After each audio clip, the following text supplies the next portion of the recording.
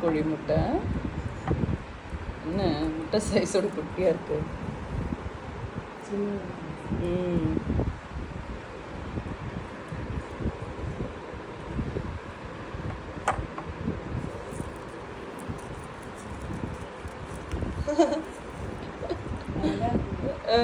இது இங்கே பாருங்க, இதுதான் ஒரிஜினல் நாட்டுக்கோழி முட்டை மக்களே.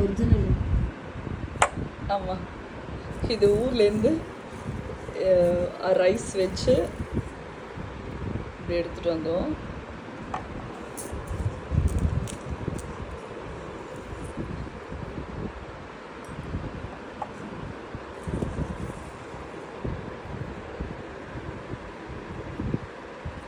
நாட்டுக்கோழி முட்டை யூஸ் பண்ணும்போது